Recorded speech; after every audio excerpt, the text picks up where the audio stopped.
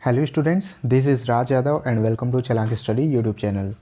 तो स्टूडेंट्स, आज के इस वीडियो में मैं आपको बताने वाला हूं कि जो अभी हाल ही में जो वैकेंसीज़ आई हुई हैं EMRS की, ठीक है, EMRS की जो वैकेंसीज़ आई हुई हैं यानी कि एकलव्य मॉडल रेसिडेंशियल स्कूल की, तो उसकी जो सिलेबस है उसके बारे में काफ़ी कन्फ्यूजन है स्टूडेंट्स में। जो भी उसके सिलेबस है उसके बारे में, जो सब्जेक्ट का पार्ट है, जो भी मेन सब्जेक्ट है टीजीटी या पीजीटी के लिए जो भी सब्जेक्ट का मेन पार्ट है उसके लिए बहुत सारे डाउट्स हैं, क्योंकि उस वैकेंसी की जो ऑफिशियल नोटिफिकेशन है उसमें बहुत ज़्यादा क्लियर नहीं किया गया है। तो आज के इस वीडियो में मैं टीजीटी इंग्लिश के बारे में ये बताने वाला हूँ कि क्या क्या सिलेबस हो सकते हैं, और जो भी सिलेबस मैं यहाँ बताने वाला हूँ लगभग क्वेश्चन उन्हीं सिलेबस के अंदर से ही आएंगे, और 99% चांस है कि पूरे जो क्वेश्चन हैं उस सिलेबस के अकॉर्डिंग ही आने के पूरे चांसेस हैं। ठीक है, तो बने रहिए इस वीडियो और मेरे साथ। तो मैं टीजीटी इंग्लिश के लिए आज ये सिलेबस से रिलेटेड ये वीडियो यहाँ पर बना रहा हूँ, तो आप देखिए कि क्या क्या आने के ज़्यादा चांसेस हैं। सबसे पहले हम लोग देख लेते हैं कि वैकेंसीज़ में ऑफिशियल तौर पर क्या कहा गया है। तो ये जो पार्ट 4 में जो आएंगे क्वेश्चन जो कि सब्जेक्ट नॉलेज से रिलेटेड होगा, उसके लिए टीजीटी के बारे में ये कहा गया है कि टीजीटी जो है उसके syllabus class 10th CBSE unrevised syllabus 2021 with difficulty level up to 12th। तो जो भी सिलेबस हैं वो CBSE के 10th बोर्ड जो है CBSE 10th के लेवल पर आएंगे। लेवल जो है 12th होगा और सिलेबस जो है 10th से होंगे। ठीक है, यानी कि आपको सबसे पहले तो क्या करना है, आपको पढ़ने के लिए जो 6 से 10 तक की जो आपकी इंग्लिश की बुक है उसको बहुत अच्छी तरह से आपको पढ़ लेना है। तो जो ज़्यादातर क्वेश्चंस होंगे वो इन्हीं में से आपके होंगे 6 to 10 के। अगर आप बुक पूरी तरह से बहुत अच्छी तरह से पढ़ लेंगे तो आपका सिलेबस का लगभग 80% कोर्स जो है उन्हीं में से कंप्लीट हो जाएगा। ठीक है, लेकिन आपको बहुत डिटेल से पढ़ना है क्योंकि ये टीजीटी की वैकेंसी है। ठीक है, टीजीटी का ये सिलेबस है, तो जाहिर सी बात है कि कोई आम बात तो ये है नहीं, तो ये क्वेश्चन उतने भी सरल नहीं आएंगे, लेकिन पीजीटी की तुलना में थोड़ी सी कम टफ रहेंगे। ठीक है, तो चलिए फिर सिलेबस के बारे में हम लोग बात कर लेते हैं। सबसे पहले हम लोग देखते हैं कि टीजीटी को जब जैसे कि मैंने कहा आपको कि आपको 6 to 10th तक पूरा अच्छे से पढ़ लेना है। अगर आपको समय मिले तो 11-12 को भी आपको अच्छे से पढ़ लेना है। ठीक है, 11-12 की जो इंग्लिश की बुक है उसको बहुत अच्छे से पढ़ लेनी है, लेकिन ये तो मस्ट है आपके लिए 6 to 10th। उसमें जितने भी राइटर्स के बारे में दिया गया है, पोइट के बारे में दिया गया है, उनके बारे में, उनकी रचनाओं के बारे में हर चीज़ आपको पढ़ लेनी है। और इन सबको अगर डिवाइड किया जाए तो मोटा मोटा इनको इन 4 पार्ट्स में जो है डिवाइड किया जा सकता है। जैसे कि आप यहाँ देख सकते हैं, यहाँ फर्स्ट पॉइंट में दिखाया गया है कि रीडिंग कॉम्प्रिहेंशन। ठीक है, तो रीडिंग कॉम्प्रिहेंशन से रिलेटेड आपके क्वेश्चन आएंगे। सेकेंड पार्ट में है ग्रामर एंड उसके यूजेस जो हैं, ग्रामर एंड यूजेस। तो सेकेंड जो पार्ट होगा वो ग्रामर होगा आपको पढ़ने के लिए। ठीक है, थर्ड पार्ट को अगर सिलेबस को डिवाइड किया जाए तो राइटिंग एबिलिटी होगी, और फोर्थ जैसा कि लिटरेचर जो कि आपका मेन है। ठीक है, चूँकि आपके इंग्लिश लिटरेचर के टीचर के लिए आप अप्लाई कर रहे हैं तो लिटरेचर जानना आपको बहुत ज़रूरी है। तो ये थे, उनको अगर डिवाइड किया जाए तो इन मोटे मोटे 4 पॉइंट्स में उनको डिवाइड किया जा सकता है। अब इसके डिटेल सिलेबस हम लोग देख लेते हैं कि आगे इनके डिटेल सिलेबस किस तरह से हो सकते हैं, कि कैसे कैसे आपके क्वेश्चन आ सकते हैं। ठीक है, तो जैसे फर्स्ट है रीडिंग कॉम्प्रिहेंशन के बारे में दिया गया है कि रीडिंग कॉम्प्रिहेंशन से रिलेटेड आपके क्वेश्चन बनेंगे। इसमें क्या आएगा कि ability to comprehend, analyse and interpret unseen text. तो जो अनसीन टेक्स्ट है, आप जानते हैं कि हर एग्ज़ाम में इस तरह के क्वेश्चन पूछे जाते हैं, उससे रिलेटेड आपके क्वेश्चन आएंगे। अनसीन पैसेजेस आएंगे। ठीक है, उनमें आपको तो पता ही है कि आपके जो हैं 4 ऑप्शन वाले क्वेश्चन होंगे। ठीक है, जो ऑब्जेक्टिव टाइप क्वेश्चन होंगे, सभी क्वेश्चन ऑब्जेक्टिव टाइप होंगे। तो अनसीन पैसेज में भी आपसे ऑब्जेक्टिव टाइप क्वेश्चन ही पूछा जाएगा उससे रिलेटेड। इसमें क्या है, including question to test vocabulary. ठीक है, तो वोकेबुलरी टेस्ट करने के लिए आपके ये क्वेश्चन पूछे जाएंगे, यानी कि उन क्वेश्चन में वोकेबुलरी से रिलेटेड आपके क्वेश्चन आएंगे।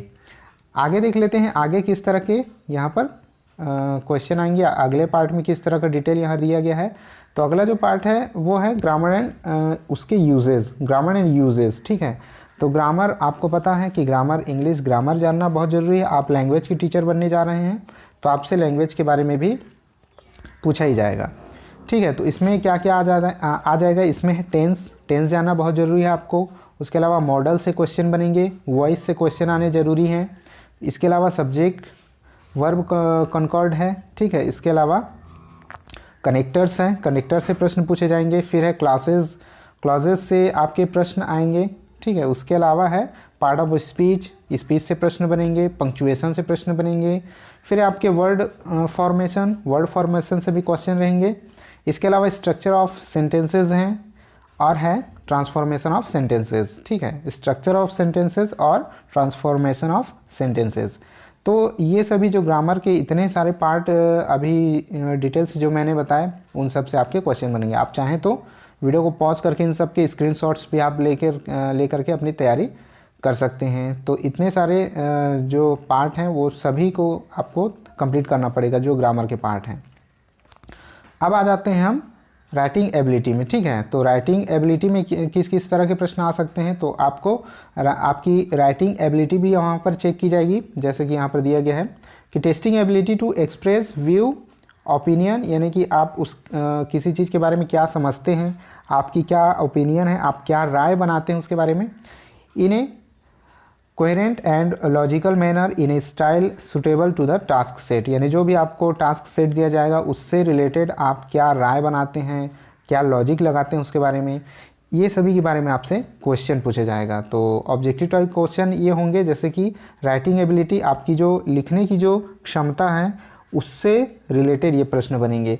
One short writing task such as notice, messages और ईमेल राइटिंग, तो ईमेल, नोटिस और मैसेज आप कैसे लिखेंगे उससे रिलेटेड आपके 4 ऑप्शन वाले क्वेश्चन बनेंगे ऑब्जेक्टिव टाइप, यानी कि वो पहले से लिखा रहेगा, उसके बारे में आप क्या सोचते हैं उस तरह के क्वेश्चन पूछे जाएंगे। फिर है सेकेंड नंबर में है writing report, writing a report of an event process और प्लेस, तो ये जो रिपोर्ट राइटिंग जो होती है उससे रिलेटेड प्रश्न आपके होंगे और प्रश्न आपके ऑब्जेक्टिव टाइप ही होंगे। थर्ड में है writing an article, debate, speech based on visual verbal input on a given topic, जैसे कि such as environment, education, child labour and drug abuse. तो इस तरह के टॉपिक्स पर आर्टिकल, डिबेट, स्पीच बेस्ड जो है विजुअल और वर्बल इनपुट से, यानी इन सभी टॉपिक्स पर आपसे प्रश्न पूछे जाएंगे। जो भी आर्टिकल, डिबेट और स्पीच इस तरह के चीज़ें हैं उनसे रिलेट करके, ठीक है। अब आगे है writing a letter, writing a letter formal, informal, इन सब के बारे में पूरी डिटेल से आपको जानकारी होनी चाहिए, इनके तरीके, इनकी जो विशेषताएं होती हैं उनके बारे में, ठीक है। लेटर की जो फॉर्मल, इनफॉर्मल तरह के जो लेटर्स होते हैं on the basis of verbal visual input, ठीक है।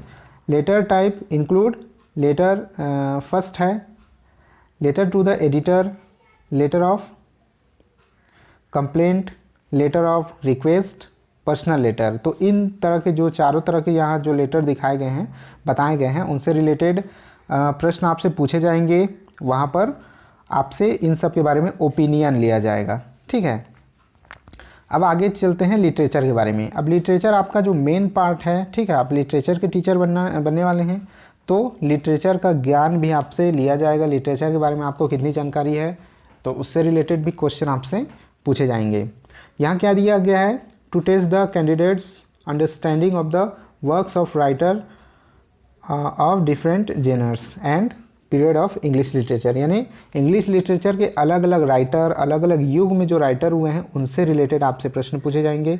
तो आपको उन सभी राइटर्स के बारे में आपको पता होना चाहिए, उन्होंने क्या क्या लिखा है, कौन कौन से बुक्स लिखे हैं, कैसे कैसे उन्होंने रचनाएं की हैं, उनके बारे में आपको जानकारी होनी चाहिए और वो जानकारी आपसे यहाँ पर पूछी जाएगी। जैसे कि है शेक्सपियर, तो शेक्सपियर की जो Julius Caesar, Othello, the Merchant of Venice, Hamlet, the Tempest, इन सब के बारे में आपको जानकारी होनी चाहिए, पूरी जानकारी होनी चाहिए। क्वेश्चन बहुत अच्छे से पूछे जाएंगे क्योंकि ये टीजीटी का एग्ज़ाम है। सेकेंड में है द रोमांटिक पीरियड, जो रोमांटिक पीरियड रहा उसके बारे में आपसे पूछा जाएगा। ये सभी जो ये रचनाएं हैं, ये बुक्स हैं, उनके बारे में आपको पूरी जानकारी होनी चाहिए। थर्ड में दिया गया है 19th to 20th century America and English literature, तो ये जो 19वीं और 20वीं सदी की अमेरिकन जो इंग्लिश लिटरेचर है उसके बारे में आपको जानकारी होनी चाहिए। यहाँ पर जितने भी नाम दिए गए हैं उन सबको आप अच्छे से पढ़ लीजिएगा और उसके बारे में पूरी जानकारी, उसमें क्या क्या चीज़ें हैं, सब कुछ आपको पता होना चाहिए। नेक्स्ट है modern India writing in English. तो जो मॉडर्न इंडियन राइटर्स हैं उनके बारे में आपको पता होना चाहिए, उनसे क्वेश्चन बनेंगे। अनीता देसाई, विक्रम सिंह, निशी एजेकेल, ठीक है, यहाँ पर जितने भी नाम यहाँ पर दर्शाए गए हैं, नारायण, मुल्कराज आनंद, खुशवंत सिंह, इन सभी को जितने भी नाम यहाँ पर आपको दिख रहे हैं सबके बारे में आपको जानकारी होनी चाहिए। फिफ्थ में है modern writing in English from different parts of the world. दुनिया के अलग अलग हिस्सों से जो भी मॉडर्न राइटर्स हैं उनके बारे में आपको पूरी और बहुत अच्छी तरह से आपको जानकारी होनी चाहिए। इन सब से आपके क्वेश्चन बनेंगे। तो इतने पार्ट्स के बारे में हम लोगों ने डिस्कस किया। तो इनको जैसे कि मैंने कहा कि 4 भागों में इनको डिवाइड किया जा सकता है मोटा मोटा, जैसे कि reading comprehension, grammar and uses, writing ability और लिटरेचर। तो इनको बहुत अच्छे से आप लोग पढ़िएगा और इस वीडियो को देख करके अपना सिलेबस आप लोग तैयार कर लीजिएगा। चाहे तो वीडियो को पॉज कर करके जो है स्क्रीनशॉट्स भी आप लोग ले सकते हैं। तो इस तरह का होता है अपना टीजीटी इंग्लिश का सिलेबस। तो जैसे कि समय बहुत कम बचा है तो आप लोग अच्छी तरह से तैयारी करिए इसके लिए, ठीक है। तो उम्मीद है कि सिलेबस को समझने में थोड़ी बहुत मदद आपको ज़रूर मिली होगी। तो ठीक है, वीडियो को यहीं पर रोकते हैं आज के लिए, बस इतना ही। और इसके अलावा पीजीटी इंग्लिश के सिलेबस के लिए नेक्स्ट वीडियो आप लोग देख सकते हैं। वैसे टीजीटी और पीजीटी में बहुत ज़्यादा अंतर नहीं रहता, तो मैं नेक्स्ट वीडियो में बताऊंगा कि पीजीटी के लिए आपको क्या करना होगा, ठीक है। तो चलिए आज के लिए बस इतना ही, मिलते हैं नेक्स्ट वीडियो में, तब तक के लिए जय हिंद।